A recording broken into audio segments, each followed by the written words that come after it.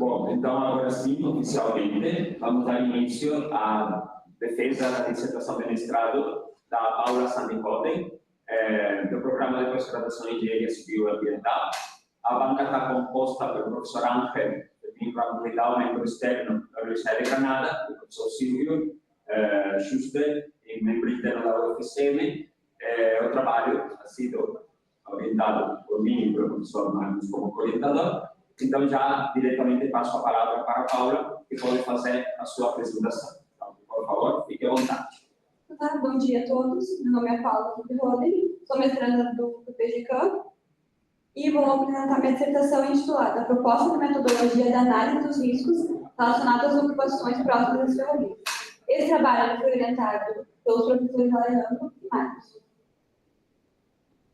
Bom, primeiramente, é indispensável saber a importância que o modal ferroviário ele tem. Ele é um modal muito interessante pela grande capacidade de carga, porque ele é mais sustentável, e além disso, ele tem benefícios indiretos. Porque ao você retirar a carga dos caminhões e colocar para os trens, diminui consideravelmente os acidentes, porque a maioria dos acidentes com maior gravidade envolvem caminhões, vai acarretar menos congestionamento e também menos degradação do pavimento, o que vai acarretar menor necessidade de manutenção. Em relação ao panorama brasileiro, atualmente o Brasil ele possui uma grande dependência das rodovias, mas não foi sempre assim. Tempos atrás, o Brasil ele tinha uma extensa malha ferroviária que foi sendo substituída pelas rodovias, foi sendo desativada e o modal então passou a ser substituído pelas rodovias, o que ocasionou uma subutilização da malha ferroviária e é nesse contexto que surgem as ocupações irregulares. O objetivo geral desse trabalho é propor uma metodologia para medir os riscos relacionados às ocupações no entorno das ferrovias, tanto os riscos que a operação oferece aos moradores, quanto os riscos derivados da existência dessas moradias para com a operação ferroviária. Em relação aos objetivos específicos, identificar os riscos envolvidos na operação ferroviária, também relacionados às ocupações no entorno e suas formas de avaliação, quantificar os riscos e, a partir dessas variáveis mensuráveis, compreender os indicadores envolvidos, avaliar a importância relativa dessas variáveis de risco no tema, propor o procedimento de agregação dos riscos avaliados de forma individual para a obtenção de um risco global, aplicar a metodologia proposta em um estudo de caso e propor ações que melhorem a segurança dos locais estudados. Então, como que foi realizado esse trabalho? Esse trabalho ele teve 5 etapas. A primeira etapa foi identificar as variáveis e os indicadores através de uma revisão de literatura. A segunda e a terceira etapa elas foram feitas de forma paralela. A segunda etapa, então, foi a mensuração das variáveis, que foi realizado através de fluxogramas, que foram criados a partir da adaptação da matriz de Leopold e da matriz de probabilidade de impacto, também uma adaptação da análise de modo de efeito de falha, e o resultado desses fluxogramas eram 5 níveis de risco.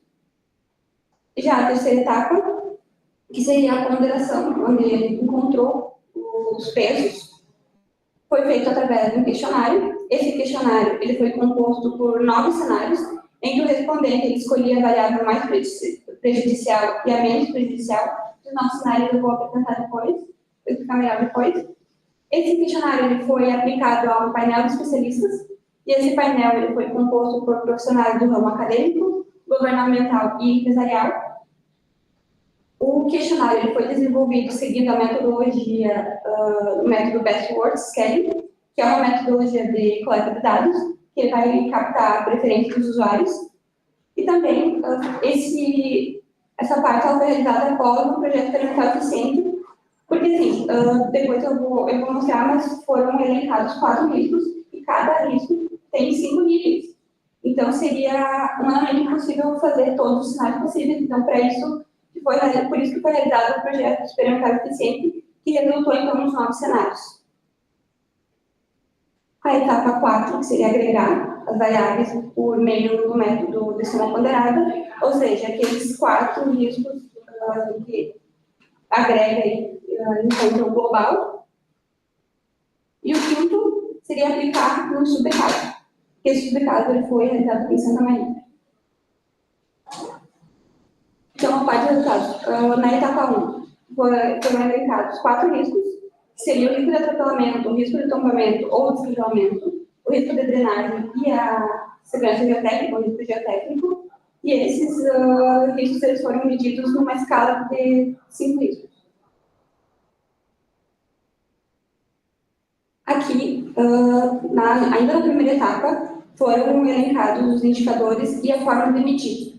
O risco de atropelamento, ele teve como indicador o cruzamento de pessoas, que se media através da necessidade que as pessoas têm de atravessar a ferrovia, e se existia passagem de nível.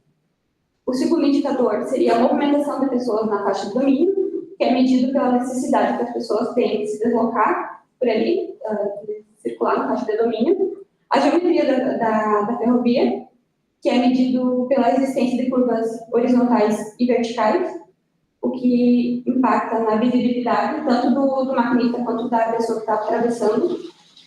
E também a inclinação da via, que é medido quando a inclinação é superior a 2%, que também prejudica. Aqui é o primeiro fluxograma, que seria em relação ao risco de atropelamento, que já é resultado da etapa 2. Que, por exemplo, nesse exemplo do risco de atropelamento, o indicador, o que está em azul são os indicadores. E, por exemplo, se tem necessidade de se atravessar a linha férrea e há passagem de nível sinalizada, o risco é médio. Então, o fluxograma, basicamente, se segue o fluxograma para chegar no resultado. Já o risco de drenagem, como indicadores, infraestrutura de drenagem, que a forma de medir é analisar se existem obras de drenagem e se elas são obstruídas. O indicador de hidrografia seria a existência de córregos e se eles estão obstruídos. E também a coleta de resíduos domiciliares de esgoto, que é medido pela existência de possíveis descartes que não são controlados no entorno. Da mesma forma, se tem resultado do fluxograma, eu não vou me estender muito no fluxograma para não ficar muito longo. Aqui o risco geotécnico tem como indicadores a coesão, que é medido pelo ensaio de cisalhamento direto ou preaxial. O Φ, que é o ângulo de atrito, é medido pelo mesmo 2 ensaios. O nível d'água é medido pelo medidor do nível d'água. E o peso específico ele pode ser obtido por 3 ensaios: ensaio de cilindro cortante, ensaio de tráfego de areia ou ensaio SPT. E a sobrecarga foi considerado mínimo 20 kN por metro. E em relação à topografia, é feito um levantamento topográfico. Aqui também se tem um fluxograma feito na etapa 2. Já o risco de tombamento e descarrilamento tem como indicadores a geometria da via, que é medido se tem ou não curvas, tanto horizontais quanto verticais, e também a inclinação da ferrovia. A localização da edificação, é medido se a edificação no entorno ela está do lado do possível tombamento ou do lado contrário do possível tombamento.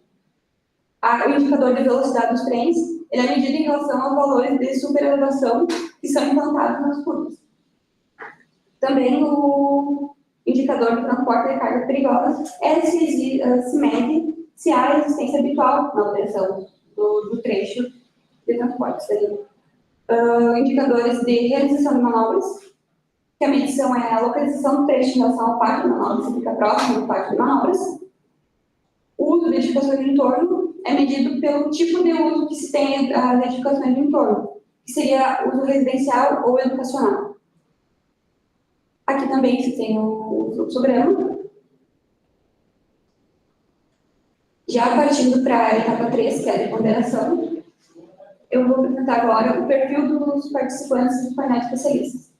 Como vocês podem ver, está bem distribuídas as respostas entre os respondentes dos 3 anos, tanto da empresa, órgão público e instituição de ensino, e também teve uma distribuição bastante interessante, uma distribuição geográfica bastante interessante, abrangendo praticamente todas as regiões do Brasil.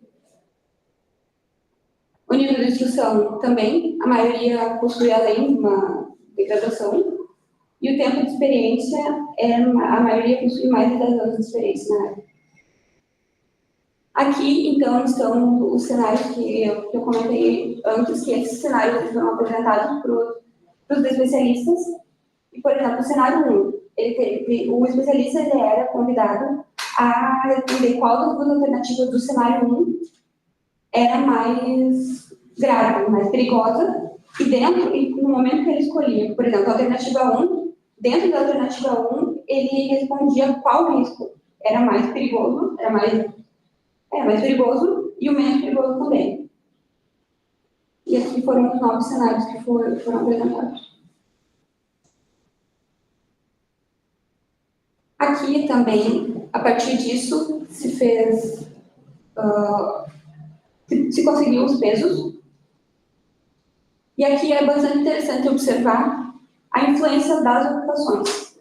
Porque, se vocês analisarem aqui, quando não tem ocupação, a distribuição das importâncias dos riscos ela é mais tranquila, ela é mais equilibrada. Já quando tem a presença de ocupações, esse risco, elas não ficam equilibradas, sendo que o atropelamento ele sobe bastante. Aqui também, ainda na cadeia da ponderação, se utiliza os pesos advindos do questionário para compor o risco global, esse cenário com ocupações, que aqui estão os riscos e os pesos, e o cenário sem ocupações também, com risco e peso. Essa aqui, seguindo a etapa 4, essa seria uma das partes mais importantes do trabalho, porque é aqui que a gente atinge um dos principais objetivos do trabalho, que é propriamente o risco global. Aqui se tem uma escala de risco de 5 níveis também, e é aqui que se faz a soma ponderada, o que une os pesos e os riscos analisados. Agora, partindo para o estudo de caso, o estudo de caso ele foi realizado em 4 trechos aqui de Santa Maria, sendo 3 com ocupações e 1 sem. O trecho 1 seria o trecho Boca do Monte. Como pode ver no mapa, esse mapa é um mapa de densidade de ocupações. A maior parte das ocupações, elas se localizam dentro da faixa de domínio e dentro da faixa não edificável. E aqui também, aqui se tem uma imagem aérea desse trecho, e do lado, essa tabela é uma tabela resumo de como foi medido os fluxogramas. Por exemplo, o risco de atropelamento. Aqui tem os riscos e os indicadores. No caso do atropelamento, do risco de atropelamento, nesse caso desse local aqui, as pessoas precisavam precisavam atravessar a via, não tinha passagem em nível sinalizada, as pessoas precisavam se movimentar na faixa de domínio, porém, a geometria da via não oferecia esse equilíbrio, porque ela não possuía curva nem horizontal nem vertical, e a inclinação era menor que 2%. Já a drenagem eficiente também, ela contribuiu para que não houvesse tanto risco, porque não se tinha a existência de obra de drenagem e nem de córregos com obstruções. Já o risco de tombamento, também a geometria, como eu falei, é favorável, não oferecia maior risco. Em relação ao risco geotécnico, nesse caso desse trabalho, não foi possível aplicar exatamente como foi feito, porque ele não teve recursos jurídicos, e como o objetivo desse trabalho era provar que poderia ser aplicado essa metodologia, ao invés da gente fazer os ensaios, porque a gente não teve recursos disponíveis para realizar os ensaios, para analisar a parte do risco geotécnico, a gente contou com um profissional da área, que foi feito uma avaliação em loco. Então, no trecho 1, que é o trecho da Boca do Monte, o risco geotécnico ficou baixíssimo, o risco de atropelamento ficou médio, o risco de drenagem baixíssimo, de tombamento baixíssimo, e teve um risco agregado, risco global, baixo. Já o trecho 2, que é o Itararé, também se tem bastante ocupações na faixa de domínio e na faixa não edificável. Da mesma forma, citei aqui a imagem aérea do local e a tabela resumo. E nesse caso, no trecho 2, já se aumentou o risco, tanto o risco geotécnico, o risco de atropelamento, o risco de drenagem eles ficaram médio, e o risco de tombamento ficou baixo, e resultando num risco global médio. Já o trecho 3, que é o trecho campestre, também se tem ocupações no entorno. Aqui está a imagem aérea do local e a tabela resumo, em que aqui se tem um risco de atropelamento bastante elevado devido à necessidade das pessoas atravessarem a ferrovia, não existem passagens em nível sinalizada e também a ferrovia está em curva horizontal nesse caso, então por isso que se destaca nesse trecho o risco de atropelamento como altíssimo. Da mesma forma, o risco geotécnico ele é baixíssimo, o risco de drenagem também, e o risco de tombamento é baixo, resultando num risco global médio. E o último trecho é o único trecho que foi analisado que não tinha ocupações no entorno, em que o risco geotécnico ficou baixíssimo, o risco de atropelamento baixo, o risco de drenagem baixíssimo e de tombamento também, e o risco global foi baixíssimo também. Bom, aqui tem uma tabela resumindo, comparando os 4 trechos. E nessa tabela é possível ver a sensibilidade e a coerência da metodologia. Porque, pelos especialistas, o risco que é mais perigoso, que oferece maior risco, é o risco de atropelamento. E aí, aqui como a gente pode ver, o trecho do campestre, ele fica com um risco global médio, mesmo que os outros riscos geotécnicos, de tombamento e descarrilamento e o de drenagem eficiente, eles sejam baixíssimo e baixo. Mas, pelo fato de que o atropelamento ser considerado altíssimo, ele eleva. Aqui também a gente foi feito teste, porque foi pego do Camobi, que seria o trecho que não tem ocupações. A gente trocou, fez o teste, aplicando os pesos como se o local tivesse ocupações, para testar o método. E sim, deu diferença. Ele eleva o risco de baixíssimo para baixo, se a gente considerasse o trecho que tem ocupações no trecho. Também foram analisadas as áreas como o campestre e Tararé, elas devem ser monitoradas com maior atenção por possuírem um risco global médio, e também a necessidade da implementação de medidas corretivas, como a instalação de passagens em nível, principalmente no campestre, que é o principal fator que eleva esse risco, e a revisão da infraestrutura de drenagem. E também, por mais que o risco de atropelamento seja considerado pelos especialistas o mais importante, os outros eles não devem ser negligenciados. Então, ações que devem ser realizadas, como a melhoria da drenagem longitudinal, retirar os resíduos que tem ali, realizar a limpeza, fazer um monitoramento de taludes e realizar a manutenção periódica da ferrovia. Em relação aos controles funcionais, essa metodologia proposta ela é inovadora e preenche uma importante lacuna. Foi realizado no trabalho uma revisão sistemática da literatura, onde não foi encontrado nenhum trabalho semelhante a esse que pudesse agregar esses riscos. O que foi encontrado até foi encontrado análises de risco, porém são riscos individuais, jamais agregados. E os resultados confirmam que os riscos associados a essas ocupações eles variam significativamente de acordo com as características do local. Entre os principais riscos no trecho das ocupações se destacam o de atropelamento e o de tombamento. Embora, como eu falei anteriormente, embora esses riscos sejam considerados os mais importantes, o risco de drenagem e o geotécnico eles não podem ser negligenciados. Da mesma forma, nenhuma área apresentou risco nulo. Portanto, reforça a necessidade que se tenha uma gestão contínua e eficiente do local.